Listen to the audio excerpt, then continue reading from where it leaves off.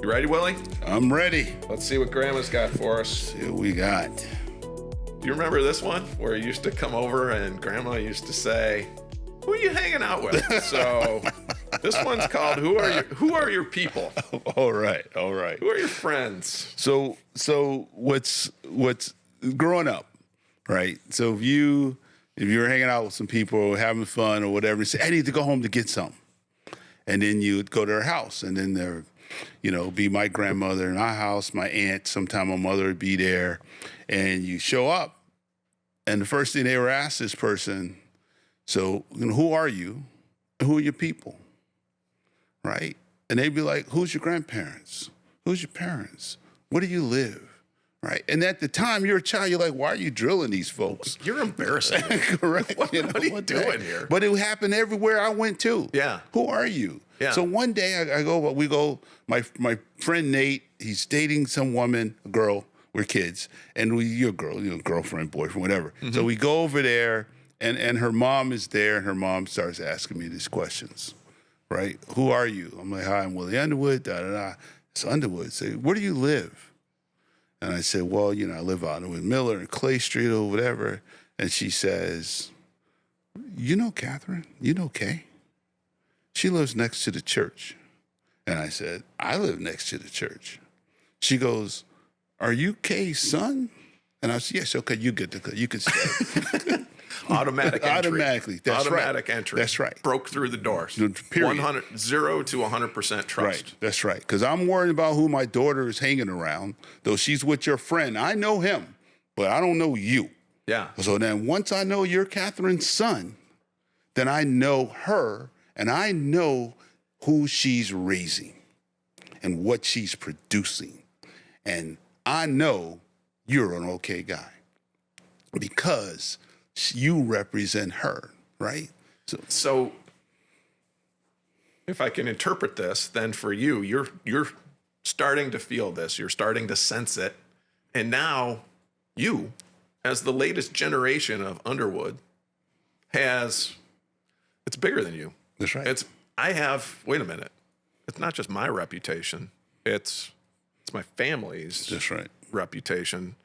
How big does that go? That's right. What does that mean? And well, I sure as heck aren't going to be the one that's going to disappoint anybody No. or tarnish that reputation. Correct. Yeah, that's right. Because I'm my grandmother's grandson, right? I'm my mother's son. Yeah. Right. So what I do, how I respond, how I behave reflects upon them. And guess what? It reflects on our children and our grandchildren too. Right. And that is it's such a great point. It's so easy to overlook. All of the benefits and privileges that we get to enjoy as kids have been earned by our parents and grandparents. That's right. Your grandparents, right? They've opened this door for you to walk through to where people will lovingly accept you for, you're Kay's son. That's right. No other explanation required wrapped around that. Here's my resume. Correct. Yeah. Here's what I believe. Here are my core values. It's just, in this association. And it's because, right, they know with complete confidence that your mom, your grandfather, your dad, your grandfather, kind of the structure that supported you growing up was instilling in you desirable character traits. That's right.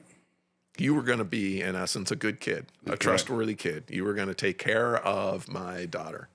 As a dad of 3 daughters, I appreciate that, right? And I used to kind of write a similar version of that question, I believe, was, who are your friends? Yeah. And it's, okay. That's right. We know who to call if this thing goes bad. Correct. And that's another point, right? Yeah. I know how to call your mom too. Right.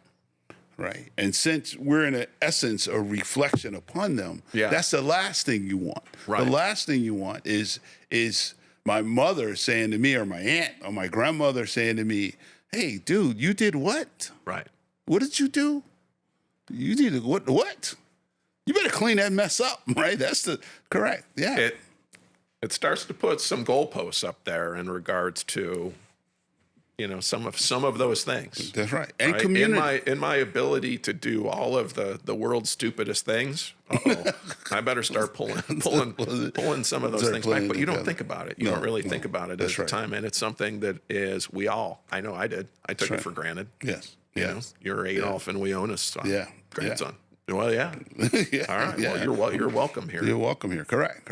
And you're like, what? I just walked through the door like, That's well, right. this is the way This it's supposed that's to right. happen. So Yeah. a couple big things here. I think I took this for granted for a long time. Now I recognize it. Yeah. I'm on the flip side of things in our seasons of life. Hey, I kind of, oh wow, that took me a little while. Yeah. Yeah. Smack myself and finally found it.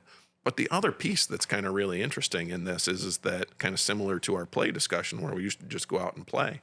We are not in our communities That's right. nearly as much anymore. In those tight-knit communities where you had that, where you Yeah. knew all of the neighbors and you knew all the kids and all the kids' families and stuff are becoming rarer and rarer and rarer.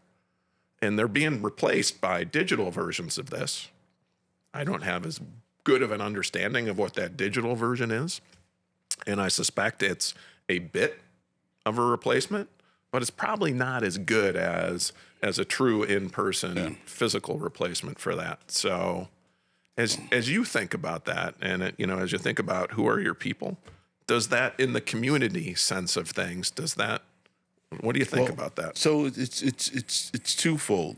So what we're doing now is very different than what we did then, and that is that we're raising, and I hate to say this, we're raising generations where there's no understanding that what you do reflects upon 2 generations above and 2 generations afterwards. So your daily activities, right? I walked past this cat the other day. I'm on a walk, and he was sitting there with a vape, smoking, doing weed through the vape, and his female friend is there, I don't know, wife, partner, whatever. They got a kid, and the kid is in the strollers or thing, and I'm like, dude, the kid's getting the contact high, right? I mean, this is thing, and I'm walking through that, and I thought, if I had done that, by the time I got home, my mother would have known about it, my grandmother would have known about it, my aunt would have known about it, and it would have been all from maybe multiple different sources, and they all would have been like, dude, Right. what is wrong with you? And they didn't have cell phones. That's right. They're correct. They would have all gotten. We Right. don't do that. Yeah. That's not us. Through the community That's right. spidey Community sense, thing. That's right. No, I saw you correct. I'd be like, it wasn't me. No, it was you. Right. It was you. Right. Right.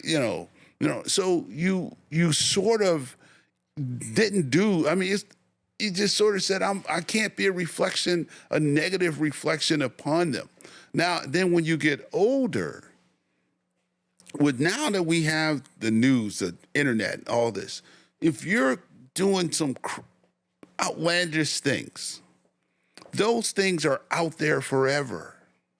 Mm-hmm. Your grandchildren and great-grandchildren, they may decide, let me Google, right? So I don't have any children. I may have children, I don't have any grandchildren. So the grandkid gets turned 10 or 12 and said, let me Google Grandpa Willie. Right? What are they going to find? Right? Right. Probably the most egregious stuff. That's right. But because that's going to have the most views. Correct. And that's going to last the longest. So I need to be thinking about them today. Yeah. They're not born yet. Right. Right? I need to be thinking about them. Yeah. So behaviors. But you're not. Most of us aren't. That's right. I'm not. But I kind of like the selfish me, which is I should get to do me and what I want right now. And, that's right. And it doesn't matter. That's right. I can hang out with whoever. I can do whatever, and it's okay because I'm But happy. 2 generations. We know that we're living on the backs of our grandparents and parents the rest of the extended family. And it's the way it's always been. That's it's the way that it's always going to be. Correct. And will someone look at my grandchild and see them in a positive light or negative light because of me? I need to ask that question. Yeah. Right? Yeah. And it does depends on me. And how is that? So it kind of comes back to, hey, it's bigger than us. That's right. And how often, I mean, there's been a bit of hold up the mirror in our conversation today. Right. But in thinking about that and how that changes things. That's right. And also there's a quote: "You are the average of the 5 people that you spend the most time with." Yeah, Brian Tracy. That starts to kind of pull at this: who am I? Who am I ultimately going to be long term in this world? And the idea that, like, where we were kids, who are your people? That's right. You don't really have a lot of choice. Yeah, because your neighbor. Yeah, Because I mean, unless your born family into gets it, picks that's up right. and moves, we gotta make this thing work out. So, but as we start to, all of a sudden we get to college or wherever, we're at work, we start doing different things. Our families, we get to make some very different choices down that path. So in my mind, who are your people takes on a whole different context. Yes. And I have to be really selective in regards to who's in that inner circle and then who's in that next circle, which may end up being, at some point in time, then may end up being some of those really difficult conversations about, there's somebody in my life that it's not good for me. I don't want to be an average of that person. Yes. And then, trying to escape from that to a certain extent. So, but we don't really think about those type things either. We just, naturally, at least I do, just kind of naturally, hey, it's there. And then it's, you choose to kind of just, brush it away or ignore it a little bit. But the people in your life designing this much bigger thing than just you, that passes down a couple of different generations, that creates like a whole new context of, man, I need to be doing the best that I can with this life thing that I have right now in this opportunity, and not wasting it and not squandering it. And a lot of that wraps up into your people. That's right. That's right. And sometimes you might not like them because they may say to you, I think you just don't even recognize it sometimes, Willie. Yeah. You're just kind of like, it is what it is. I'm just going to take this as, I've been kind of surrounded in this world, but then it's kind of, it kind of locks you in to a certain extent, because the who are your people, and, are you soaring with the eagles, or, you're being sucked back down with the turkeys? That's right. And kind of, what does that ultimately look like? And then you making, some kind of hard choices wrapped around that. Yes. But we don't realize, I don't think until this discussion, I don't put that perspective in place where this has been earned. There's been decades that have, and then, kind of that idea of reputation and how slow it is to build and how quickly it is to destroy. So, and the concept that it's way bigger than me. That's right. So it's interesting. I'm gonna share the story of how you and I became friends. Yeah, please. Right. Interesting thing, right? So you're a mutual friend, and she meets with me, and I'm reading a book. And I'm reading the book, waiting on her to come. She sees the book, and she goes, "Oh, wow, it was teen success." She said, "Why are you reading that?" I said, "I mentor a lot of people, teens, that kind of really understand how to help teens, reach." She goes, "Oh, you got to meet my friend Matt." So then she connects us, and then we meet, and we have a conversation. Yeah. Then we have other conversations, and we have other conversations. And a lot of those conversations were sharing books, ideas, concepts, stuff, back and forth with each other. Yeah. Right. Then we started doing mile walks, talking about it. And then it led to this. Yep. Right. Yep. And the growth of friendship of years and all this stuff. At my wedding and everything. Right. So you think about that. Yeah. And you say, well, what happened? Right. How did that happen? Yeah. Why did she think to introduce us? That's right. Right. Because she saw your spirit and you as a person and what you contribute to this earth. Yep. She saw me and said, whoa, this is what he kind of contributes to the earth. There should be some synergy there. Yeah. Let's put it together. And then we saw each other and said, hey, I got limited time to be around people. Yeah. And this is someone that I choose to be around. Right. Right. Because of this thing. Yeah. Right. And then we both had to figure that out and make room. Because it's not like, ooh, I'm just sitting around with loads and loads and loads of room. But that, that really good choice from that, right? So that's a really good point in regards to as we think about our lives and as we grow and as we expand and are we being connectors? Yeah. Are we those people that know other people well enough to be that connector? Yeah. Right. We were both very interested in let's see what we can do to help next generation. I think at the time it was try to figure out what they wanted to do. Yeah. It was, that really mean question that you ask every teenager.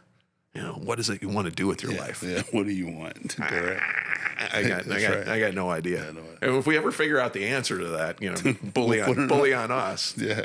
But it did. We'll put it in Grandma's cookie jar. We'll put it in Grandma's cookie jar.